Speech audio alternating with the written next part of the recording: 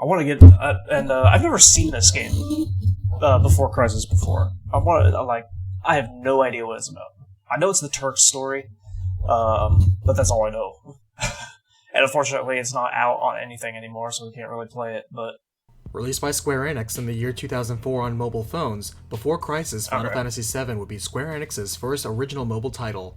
Directed by Hajime Tabata, who also directed Crisis Core Final Fantasy VII, Final Fantasy Type 0, and Final Fantasy XV, and written by series regular Kazushige Nojima, the focus was on creating a story with the Turks as the protagonists. For characters, the player can choose to play as one of 11 playable Turk agents, each with a unique weapon specialization and their own origin story. For gameplay, combat is in real time, and the player can gain experience to level up their stats and materia. No wonder it's so long. The phone game had a unique materia generation system where the player could take a picture and it would make a new materia based on the dominant color of the photo. For story, the player assumes the role of the Turks, while combating the terrorist organization Avalanche. Additional gameplay modes to gain more items or equipment, or side story chapters and optional bosses were added after release, and a re-release was rumored at one point. Keep in mind, this game was never released in English, so don't mind name discrepancies, and contextually I'll be recapping a playthrough that utilized the female agent shotgun, so I'll be referring to the original character as the female agent. The story only gets larger from here, so let's cut it down to size with a recapitation. The game begins in the streets of Midgar, as members of the organization calling itself Avalanche prepare to strike against the Shinra Corporation. Meanwhile, the agent, a new recruit to the Turks, Shinra's elite operatives, is on patrol as she overhears one of the Avalanche members. That's cool, you get to play as the Turks. As she deals with the sudden attack, she calls in the suspicious activity to Song, who advises her to investigate as he turns to report this to the head of the Turks, Bordeaux. As the Avalanche members blow open a route to the Mako reactor, the agent hurries to stop them but is quickly surrounded.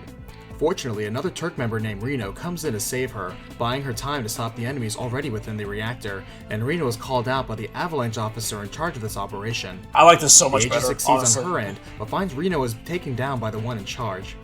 She attempts to fight back, but is knocked out by the man named Sears. As Sears stands victorious, a soldier comes out to tell him that there are new orders by Fujito to gather in Junon. The agent gets them out alive as Song reports the new findings to Bordeaux, learning the group's name is Avalanche and their next move is in Junon, where the president of Shinra currently is. Hurrying to Junon and meeting the president in his suite, they are just in time to save him from a sudden attack on the building by Avalanche. After the agent clears the entire hotel of threats, they escort the president to the venue in which he gives a public speech during which more assassins strike during a sudden blackout. A man named Fujito steps forward to introduce himself and give Avalanche an explosive debut by taking over the Mako cannon with the intent to fire it directly at Shinra headquarters. Chaos, how you doing? As the agent and Reno hurry to stop them, Fujito doubles back to shoot President Shinra and head off. The president survives as Bordeaux touches base and authorizes usage of Sephiroth to eliminate their enemy. Reno leads the Shinra troops in a frontal assault to break the Avalanche occupation, while Song leads the agent to deal with the forces inside the cannon. The advanced security measures are also triggered due to the invaders, putting the agent in peril too, as she passes by dozens of slaughtered Avalanche members. As she secures the cannon control room, a sword-wielding woman from Avalanche approaches and attacks, and nothing the agent does seems to faze her. Just in time, the legendary soldier Sephiroth steps in, who was actually the one to kill all the terrorists earlier, though surprisingly the woman is able to block when a Sephiroth strikes. She introduces herself as Elf, the leader of Avalanche, who opts to pull out for now, as Sephiroth warns the agent not to take her lightly. As they debrief, Bordeaux explains the Shinra executives will decide the next course of action, but the one thing that is for certain is that Avalanche is now a recognized threat. Appreciate the alert. A few days later, it has been decided that Soldier will be expanded in order to handle Avalanche, and so new talent will need to be scouted.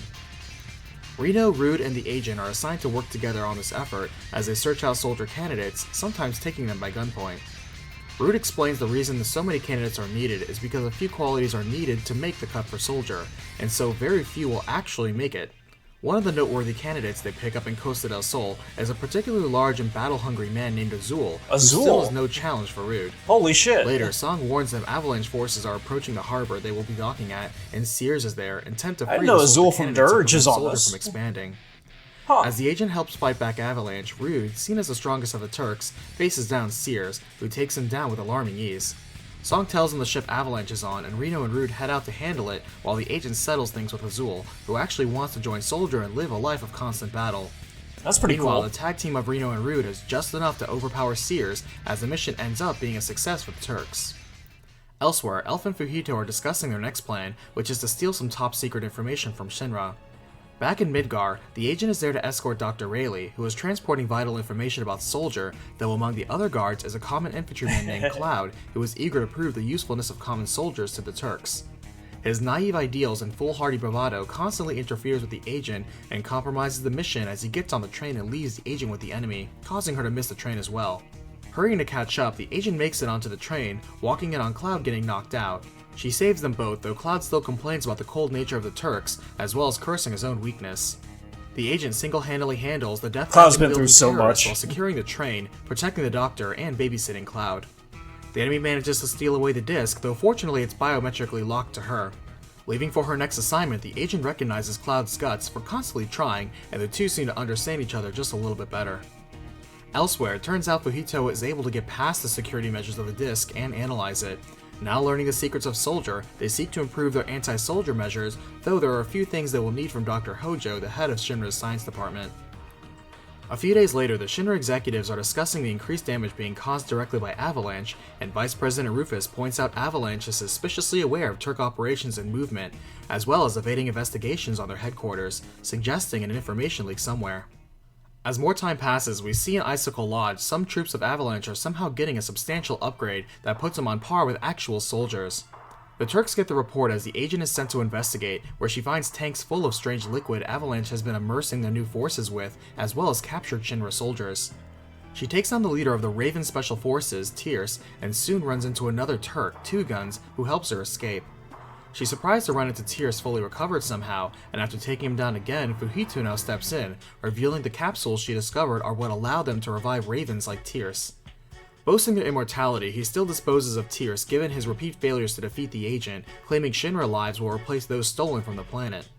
They spar with Fujito, who is more than able to handle both Turks, though another Turk careens in with a truck to rescue them and escape together. He introduces himself as martial arts as they return to base, and after debriefing, President Shinra personally orders Zack from Soldier to aid them in destroying the facility. Curiously, Avalanche again knows of their operation and ambushes them, capturing the soldiers and killing everyone else. Zack and the agent break in to find it curiously empty, and the captured soldiers have been brainwashed to fight them. Curious. Zack snaps them back to their senses just before they die anyway, but it's too late as a self-destruct sequence is activated, and Zack takes care of another Raven leader before clearing the way for them to escape in time. Meanwhile, with all the obvious information leaks compromising Shinra's success, Verdot is dismissed as the head of General Affairs investigations and is forced to leave the Turks, who are being shifted to now report to Director of Security Heidegger, who also leads Shinra's private army. Heidegger orders them to work security detail in Junon, where Avalanche troops are said to be headed. Song goes to see Verdot, who is now an observer, knowing full well the leak was never his fault, and unable to accept Verdot's dismissal. It's time for Heidegger does full not scale value the remix Turks, for though the console feeling is gameplay. mutual, Oh, making communication rocky as Avalanche troops They really flood Junon should. in order to take over the airship there. They should. With Heidegger Absolutely. providing no guidance and enemy forces outmaneuvering them, the Turks are soon overwhelmed, and Verdot can no longer watch in silence. You know, before Part 3 comes out, they remastered Crisis Core before Rebirth came out. They should remaster like Dirge of Cerberus, or like have this game come out on like actually available to the world, you know, but in like a PS5 or something. Like they should definitely do those eventually. That'd be cool. Self-destruct sequence has been activated. He blackmails President Shinra directly for his old position, while reassuring him his secret mission is still underway, and quickly leads the Turks into surviving and repelling the Avalanche invasion. After the operation, Verdot says he still doesn't know who is leaking information to Shinra, but his best guess would be Dr. Hojo, which would also explain Avalanche's recent gain of strength. Suddenly, there is a massive monster outbreak in Shinra headquarters from Hojo's lab thanks to Avalanche troopers, and the agent is assigned to monster extermination. As she approaches Hojo's lab, she witnesses firsthand Fujito and Sears discussing dealings with Hojo, including claiming responsibility for like a VR shooting, you know. They offer him research data on something far too. greater than Soldier in exchange for working for them, and though the agent attempts to interrupt them, they show off to Hojo their own modified soldiers with powerful regenerative abilities. Intrigued, Hojo follows Avalanche away, and also recognizes Fujito as the one who stole the soldier data earlier. Meanwhile, President Shinra demands Sephiroth be deployed to deal with the pursuit, as they know they cannot trust Hojo to place loyalty above research. The enemy succeeds in stealing a helicopter and getting away with Hojo, wherein Fujito informs Hojo about their leader Elf, offering her as Hojo's next test subject. They sweeten the deal for him by mentioning Avalanche has a secret sponsor, enabling them to have facilities on par with Shinra. Meanwhile, the agent has her pursuit halted as Avalanche drops a dragon on her, but it's instantly dealt with by the powerful Sephiroth who arrives on the scene. It looks like Sephiroth. With a single swipe, Sephiroth also cuts down the helicopter out of the sky, and Avalanche is forced to flee, surrendering Hojo. Hojo keeps to himself what he's learned from Fujito, admitting to himself he won't leave Shinra mainly because Sephiroth is still here, and still growing.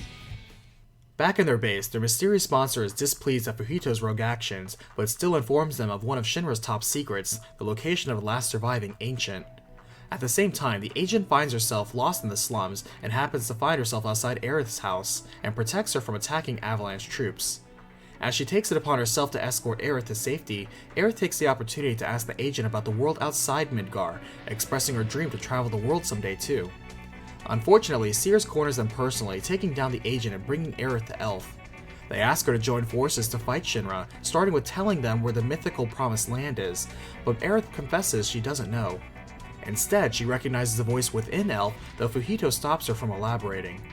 They stop the agent giving chase and beat her down, but Elf's health starts acting up, prompting them to leave her and Aerith for now. Meanwhile, Verdot reports that all the workers in the Nibelheim reactor, Shinra's most important reactor, have gone missing. The president mentions it was the company's first reactor, as well as houses a very important secret too, so the Turks are sent in to investigate.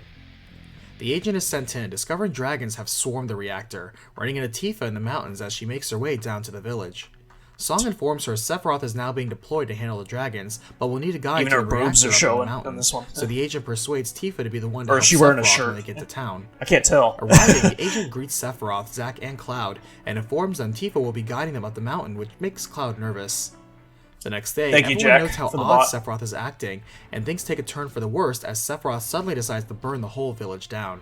It's just like 7 Remake again. Or 7, whatever. Play Remake and Rebirth VR, I die happy. Oh, yeah, I don't know if I'd ever do that, though. Those are huge games. I mean, to put in the VR, that would take a lot of work, you know? It just won't progress for me, Tifa. Yeah, knowing you, Midgar, you probably just, like, if you were in VR playing Remake or Rebirth, you would just, like, the whole time, like, for hours and hours, you just look at Tifa just trying to, like, go like this or something. Did it with RE4 and RE2. Yeah, I mean, they did. That's true. Those are much shorter games, though, you know? They are only like a, 10 to 15 hour playthrough. Remake and Rebirth, even if you were trying to, like, just go through the story without doing anything else, it can still be like, 30 or 40 hours, right? My material. And especially putting, like, all those details, you know, of the Shinra and the world and everything. I feel like it'd be too much work, but who knows? The agent pursues and confronts him on his madness, but Sephiroth blows her away with his immense strength. The agent is knocked out, barely hearing Cloud check on her and Tifa before barreling after Sephiroth. Zangan, Tifa's martial arts master, now comes in to check on Tifa and get her to safety, as the agent now comes across Cloud after he has collapsed after trying to deal with Sephiroth. Sephiroth then... Wow, this is so similar to 7. Wait, does this...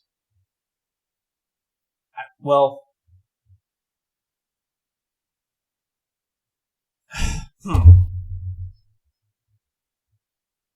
I'm confused, actually.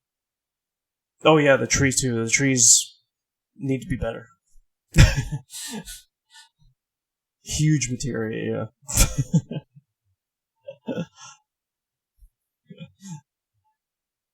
Oh yeah, the trees in VR would probably look even worse, right?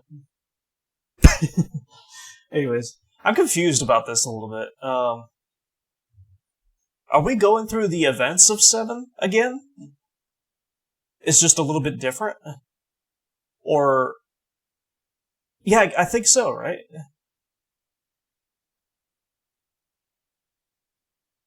But, I mean, the Turks are there too, and Zangan is there, you know, trying to help Tifa. I'm confused. What's going on here? willingly jumps into the life stream, prompting the agent to report that Sephiroth is now dead. Song receives the report while also wondering where Verdot is at such a critical time, as Sephiroth is actually alive, using this time to gather knowledge from the life stream directly. Oh, so is it still before the events of Final Fantasy VII? So actually, Sephiroth strikes down Cloud twice? Is that what they're trying to say?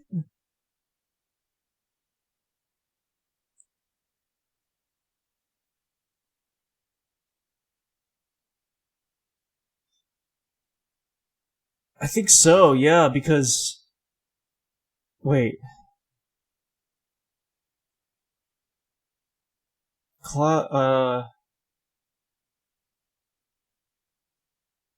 Wait.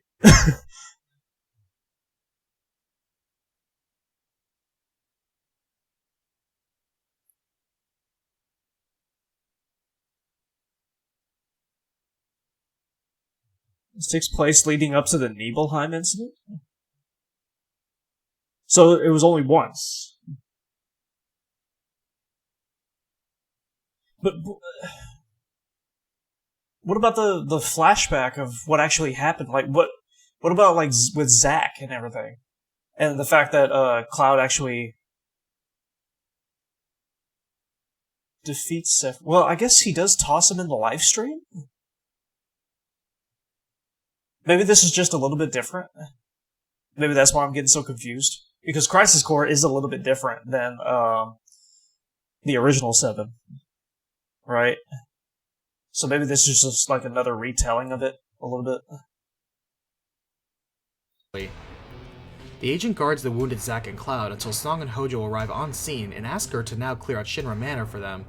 While doing so, she learns of failed experiments, such as their attempts to directly fuse materia to the human body, which was deemed impossible, though bonding through means of a prosthetic limb has been found. Meanwhile, Verdot arrives to Nibelheim, and Hojo is reminded of when they first met, and Hojo involved Verdot in one of his earlier experiments. Concerned for her safety, Verdot goes in after the agent, and when investigating the basement laboratory, they find themselves in a strange illusion of Midgard somehow. Verdot takes the lead in this recreation of the agent's first day on the job, and the agent is impressed to see how strong Verdot is in person. I think Sephiroth strikes down Cloud twice, is what they're like trying to say. Like, the first time is on here, because this is before the events of Crisis Core, and then the second time it's during the Final Fantasy VII events, right? With Zack and everything.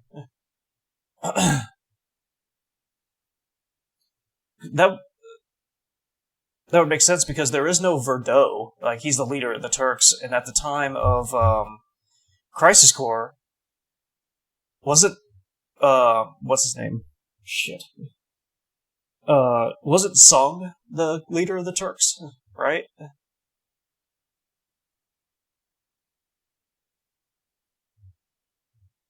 So I think but then I'm like contradicting myself, but like Sephiroth's reported dead, and that he willingly fell in the live stream so he can gain the knowledge. Maybe this is just in like a different time and a different universe or something like that. I don't know. I remember in Rebirth, when they were going through the calm flashback, Tifa said that the news reported him dead, right? So maybe that was just like a reference to before Crisis? I don't know. I have no clue. He mentions he has an artificial limb that can equip materia as they cross into another illusion of Calm, Verdot's hometown, on the day it was bombed and he lost his arm. This is Crisis Core music. Unfortunately, it turns out it was all due to a miscommunication, though regardless, the destruction of Calm and the death of his family is on his hands. To make matters worse, he tried to bring his wife, daughter, and all survivors to Nibelheim, but they were all killed by Shinra in order to cover up Verdot's mistake. Breaking out of the illusion, they decide to put the past behind them, quietly acknowledging Nibelheim will be covered up in a similar fashion. Outside, Hojo ensures the survivors of Nibelheim who have been rounded up inside the manor will not be killed, but instead be living samples for his research, though their silence will be guaranteed. Song, Reno, and Rude all object, saying this job is too dirty even for them, and Verdot understands, letting them leave as he will complete the job himself. To himself, he Because accepts he died internally yeah. during the car incident, and losing himself in work is the only way he can forget the pain. Leaving, the agent is glad Tifa got away, but wishes she managed the same for Cloud and Zack. Back in base, Verdot reveals to President Shinra that the headquarters for Avalanche is in Wutai, who authorizes their destruction, and Verdot now reveals who the mole in Shinra is. I think this is just like a different, like a story retelling of Final Fantasy VII, like Crisis Core or something like that, a little bit, because Zack and Cloud had met before Crisis Core. And it seems like they had already met in this game, you know? I think this is just like a whole other story. It's like I mean, it is a spin-off of Final Fantasy VII, but it's just like different, you know? Like, you could like pretend like the events of Crisis Core and Final Fantasy VII didn't happen, but it's with the same characters in a way, right? Meanwhile, the mole is leaking to Avalanche that Shinra is on their way to blow up their base, mentioning that with Sephiroth gone, the Turks are the only ones standing in the way of their plans. As the agent is deployed to head the operation, she runs into a... Well, this is what they couldn't fit in Crisis Core as their prelude? I mean, some things, like, don't make sense, though. Like, with the Cloud Zack meeting each other, even though they hadn't met until Crisis Core, you know?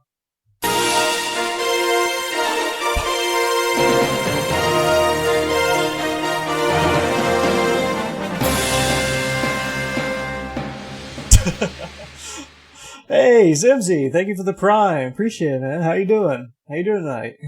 Damn, ads out of here. Thank you very much.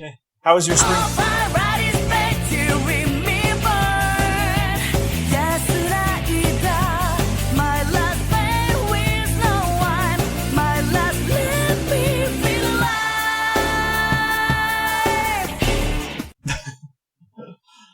How was your spring break? Young Yuffie, who sees her take care of an Avalanche trooper and learns that materia might be the edge she needs to make her dream of restoring Wutai to its former glory a reality. After setting up the bombs, the agent is surrounded by Cirrus, Fujito, and Elf, and after battling, the agent manages to edge out a win, though after she leaves, they turn out to just be doppelgangers. Afterwards, the base is successfully destroyed. Shinra is fooled into thinking the Avalanche leaders all died too, and they now move into restoring public opinion. For that, they intend to launch the world's first rocket into space, and at the same time it's revealed that Rufus is the mole dealing directly with Avalanche, intent on using the rocket launch ceremony to have his father killed. Oh wow. As Damn. time passes, it's now the opening ceremony for the rocket That makes launch, sense, though. and the agent is the bodyguard for Rufus. The ace pilot, Captain Sid, comes out to greet them, proud to be part of Shinra's aerospace program and making history with them. Rufus believes the space program is a waste of resources, but it doesn't dampen Sid's passion. Not far, Sears is there to sabotage the launch and stage the president's assassination. I had to make sure we personify this straight. You're good, you're good. Spank your monkeys. That's what I did. I was with my last 4 days, so I'm glad to be home. It was a time with Zoe. My time with Zoe was amazing. It was like the best time I ever had, honestly.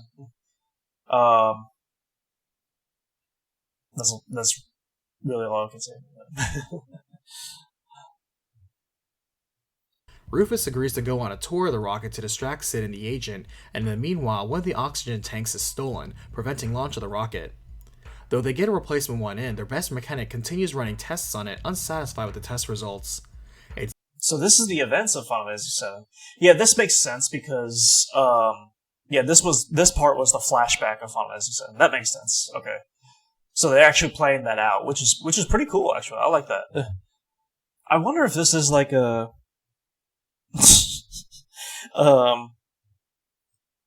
maybe this is during the events of Crisis Core, but it's like a different time. If that makes sense, you know?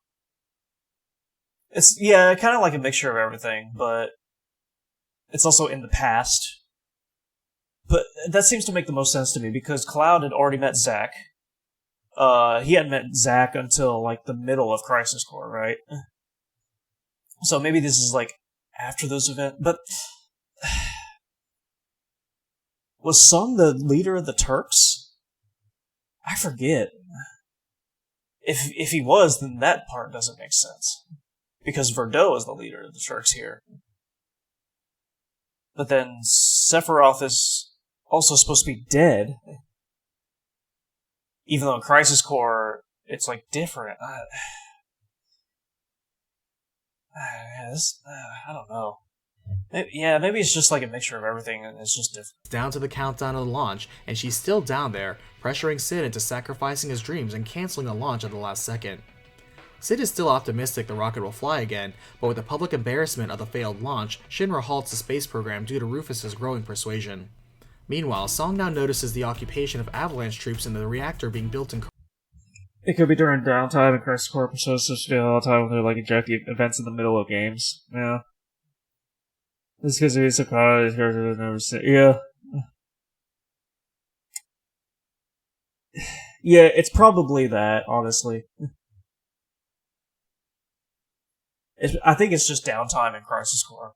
That makes the most sense, even though it doesn't make 100% sense. You know? Corel, and mobilizes the Turks to reclaim it. Meanwhile, within the coal mines of Corel, a miner named Barrett is tricked by Avalanche into leaving, and as he leaves, hopes the new Mako reactor will help the town flourish. This is during the agent who tells him the truth events of Barrett's flashback. And Barrett chooses to help the agent, guiding her into the reactor unnoticed and saving her life from a boulder. That's pretty cool that they finds Rufus do those there, and flashbacks. steps in, ordering them to seize Rufus and exposing him as the mole within Shinra and mastermind behind Avalanche. However, Rufus reverses the situation, showing Fujito above them alive and well, who has them all surrounded. Did you say Sephiroth was supposed to be dead? It was an OG? Well, I mean, his body, like his physical body, is like encased in that crystal where, you know, Cloud hands the black materia to him. So yeah, he is dead, but he's... Midgar can explain a lot better than I can. But like in this one, he willingly jumps in the life stream where he dies and he wants to gain the knowledge of the life stream, you know. I see a spider, hold on.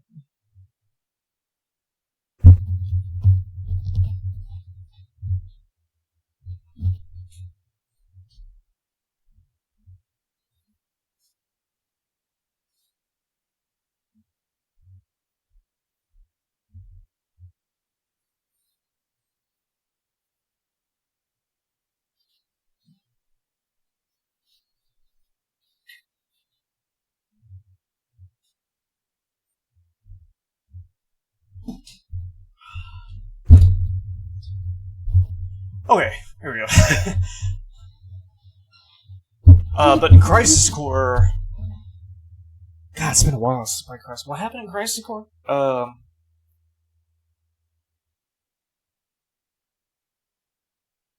Crisis Core leads up to the events of Final Fantasy VII OG, so... Hey, Buckethead! Hey, Magus, how's it going? How you doing tonight? So it's something that established in a remakes being an alternate timeline thing. That's what I was thinking at first, honestly. But yes, Sephiroth's never ever truly dead, yeah. Sephiroth died 5 years before the events of Final Fantasy. Yeah, so I think this is 5 years ago, it's just... well, this is 5 years ago. But it's... Some parts just I'm confused about. So we'll go get you ready for work. Oh, okay. Well, I appreciate you stopping in. Hope work goes well. And hope you had a good spring break, too. But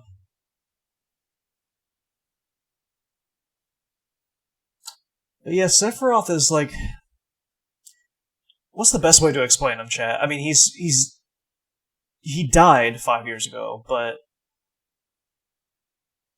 he's still alive during the events of Crisis Core, Final Fantasy VII OG, and everything. You know what I mean?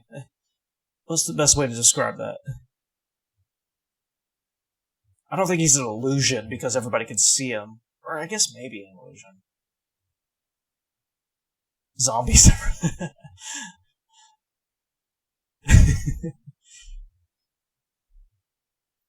However, Fujito chooses now to betray Rufus, explaining Avalanche has enough support so they don't need him anymore, and prepares to blow up the reactor.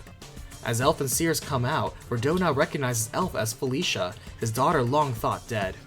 This shock causes forgotten memories to come out now, as Elf remembers being experimented on and left for dead by Hojo after the bombing of Calm, causing her to collapse. Fujito is not surprised by her collapse and was counting on it, as Sears chooses to escape with Elf out of concern, and Fujito proceeds to blow up the reactor.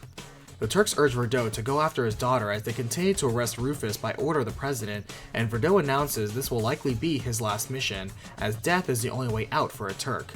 He now chooses Song as his successor to lead the Turks going forward, as they hurry to escape the reactor. He's dead, but he's Sears somehow knocks the agent alive. down into the I don't know how reactor to explain depths, it, while at the but- same time the president sends another director, Scarlet, down to Corel to handle the bombing of the reactor. Right, As the agent recovers, they escape the bomb explosion, but are now trapped underground while the facility can still crumble on top of them. It turns out Avalanche has turned on Sears too, as it was Fujito who pushed Sears down the reactor when he knocked into the agent. The two form an uneasy alliance, as Sears reveals Fujito has been using everyone to reveal his goal of wiping out all life on the planet in order for the planet to heal its own wounds. In order to do so, Elf's unique materia must be activated alongside the unique one he has on him, but Fujito is still trying to figure out how. As they move, Sears' injuries get worse as he reveals his history behind meeting and being inspired by Elf and her mission to topple Shinra. The agent commits to saving Elf since she's Verdot's daughter, and working together, Sears sacrifices himself to hurl the agent across a gap to safety as the reactor collapses and swallows him. Back at headquarters, the president makes Rufus' connection to Avalanche top secret to only himself and the Turks. Otherwise, the agent is still in critical condition on top of being exposed to Mako inside the reactor, so recovery is uncertain. Finally, since the only way out of the Turks is death, Song is ordered to find Verdot and kill him for certain. As the agent comes to, she's greeted by Turks Shuriken and Katana, aka Cisne and Balto, who inform her she's been in a coma for 3 years, Cisne. as well as of the curious pyramid materia left with her from Sears. She tells them all of Fujito's plot, and while they already know this, Avalanche has curiously ceased all activity since that day. Fujito, Elf, and Verdot have also all been missing, and the agent is informed of the kill order issued on Verdot. Back on her feet, the agent's first comeback mission is with Reno to capture an endangered species for Dr. Hojo, a tiger-like beast with a burning tail that can talk in Cosmo Canyon. We now see Nanaki speaking to Bugenhagen as they prepare for a 50-year ritual that must be performed with a male and female of Nanaki's tribe, but he's nervous. After he leaves, the Turks come in to speak to Bugenhagen, who mentions Verdot was here earlier. He was asking about the materia inside of Elf that can apparently call forth an extraordinary summon that can end all life on the planet. Even though Fujito cannot evoke it yet, the materia is still draining Elf's life force to compensate for being incomplete, so Verdot is looking for a way to safely extract the materia from her body as he also searches for Elf. Surprisingly, they find Avalanche troopers here and in large numbers, while Danae, a female of Nanaki's species, finds him running away from his responsibilities because he doesn't want to be separated from her. Fujito now approaches Bugenhagen, explaining that he needs to figure out how to activate Elf's materia. His real body the remains doomed, normal. and the only Yeah, solution is yeah. to return everything to the life stream and start anew. But what is The agent then Sephiroth? spots the But what is Sephiroth exactly? I know the original explains. Like, I think it was Hojo the one that explains, but, like, how is he... you have to remind me, how is he alive even though his body is dead in that crystal?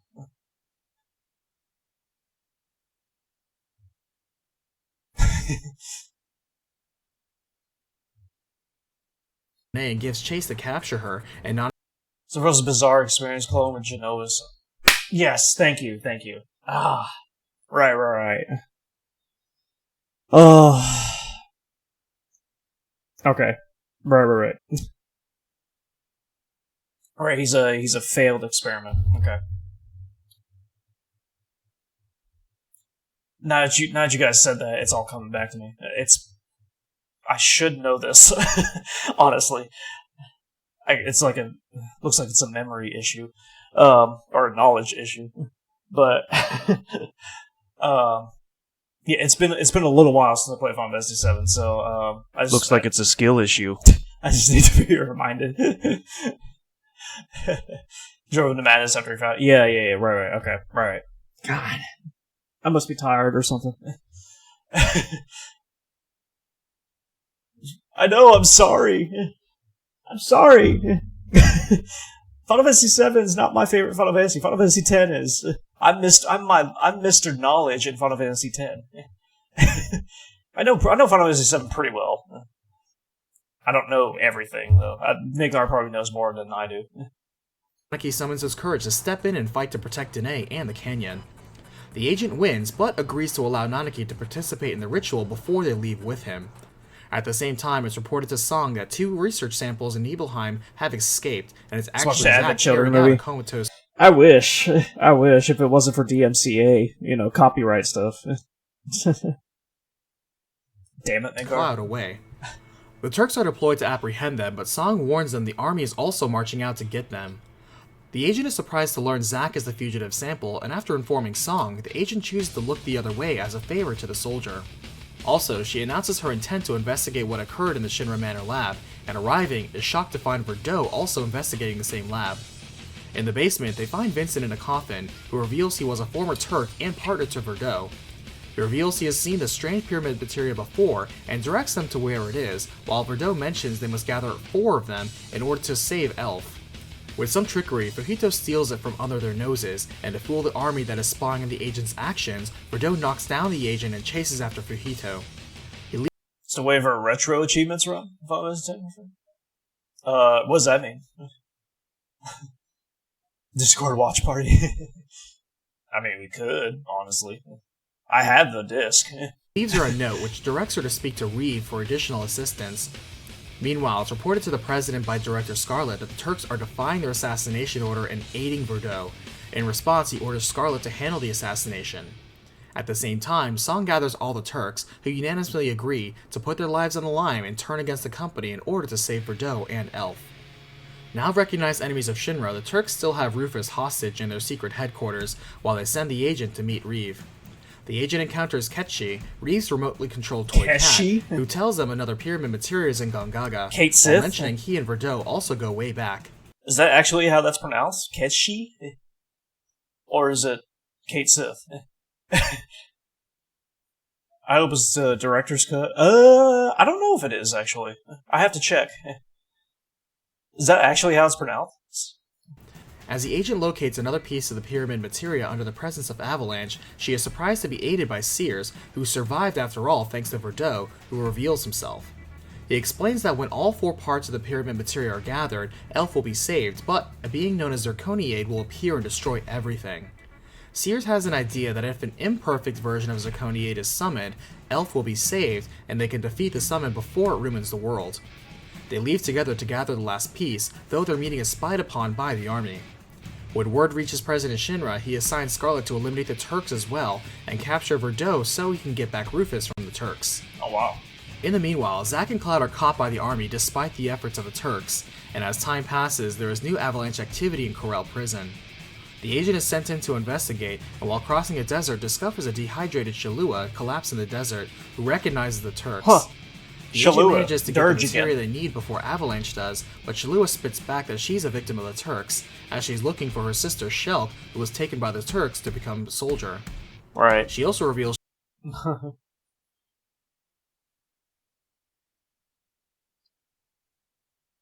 That's true, Zimsy. We could watch it on that. I forgot about that. Yeah. We should, we could do that. I still need to play the second half of Guitar Hero 4, too. This is Japanese pronunciation. Okay. I was about she to used to be say. with Avalanche in order to learn more about Soldier, but admits the identity of the group has changed. They are saved by Verdot and Sears, who take Shallua away, while Scarlet arrives to corner Verdot and the agent with her army of robots and advanced weaponry. Verdot offers himself up to spare the agent, but Scarlet beats them both down anyway, while sparing the agent for now. Song arrives too late and informs the other Turks of Verdot's capture, who are at the end of their rope as Shinra directors all agree to disband the Turks. The president boldly publicizes the execution of Verdot, and while being cut off from Shinra, the Turks find it challenging to find out details, though they have succeeded in finding the materia to save Elf. Splitting up into a force to save Verdot and a force to save Elf, the agent is hiding in the wall market with the other Turks when they talk to Elena, the clumsy but hardworking little sister to the Turk handgun, who also works in the same bar. Sears points out Fujito will come Yeah, we after could them definitely do since that. they have the rest of the materia he needs, and takes one piece to avoid a worst-case scenario. Meanwhile, Rufus decides to inform the Turks of when Verdot will be executed, but strikes a deal with Song alone for the location. After they talk, Song has the agent secure an escape route, while he joins Reno and Rude in rescuing Verdot. Unfortunately, Avalanche also kidnaps Elena, and Sears learns there is still a way to summon Zirconiade perfectly right when he is confronted by Fujito. The agent chases Avalanche onto a train in Midgar and ends up trading the rest of the materia for Elena's release, which ends up leaving a respectful impression on Elena about the Turks. True achievements is a website you could set up with certain achievements that old games predate achievements on PS2. Ooh, okay. Okay. They were hiding in a Walmart. What did he actually say? This is communicating with the achievements and something pretty damn shot. Oh, yeah, I could see that. I could definitely see that. She hurries to get it back, but they end up slipping away, though Song and his team succeed in extracting Bordeaux. With everyone distracted, the president manages to steal back Rufus from the Turks' headquarters, and Fujito manages to use all pieces of the support materia on Elf, beginning his summon. The agent dashes in to save Elf before the final materia is forcibly extracted from her body, clashing with Fujito. Their duel is interrupted as Elf's materia comes out on its own and joins the others, fusing to become one materia in the hands of Fujito, who flees to now attempt to summon Zirconiade perfectly. Meanwhile, Bordeaux and Elf are safe in the presence of Song, Reno, and Rude, though they soon battle the army on their heels. Back with the agent, the rest of the Turks are gathered before the path Fujito followed to Zirconiade, and split up into teams to find him.